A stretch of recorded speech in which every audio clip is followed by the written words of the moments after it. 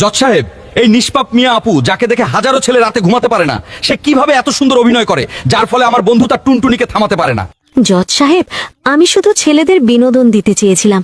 আমি তো জানতাম না তারা আমাকে দেখে গরম হয়ে যায়। মজা মারি আমি, গরম হয় সে। তাহলে কি এটা আমার দোষ? আমি তো তাদের মনকে একটু খুশি করে দেই। কে জানে আমার এই কান্না তাদের মনে জায়গা করে নিবে। আমাকে মুক্তি দেন, আমাকে এখন খেলা দেখাতে হবে।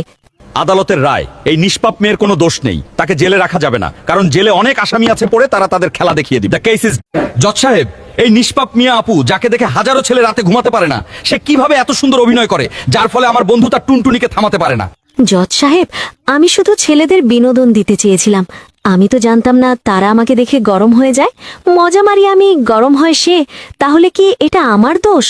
আমি তো তাদের মনকে একটু খুশি করে দেই। কে জানে আমার এই কান্না তাদের মনে জায়গা করে নিবে। আমাকে মুক্তি দেন, আমাকে এখন খেলা দেখাতে হবে। আদালতের রায়, এই নিষ্পাপ মেয়ের কোনো দোষ নেই, তাকে জেলে রাখা যাবে না, কারণ জেলে অনেক আসামি আছে পড়ে, তারা তাদের খেলা দেখিয়ে দিবে। Case is.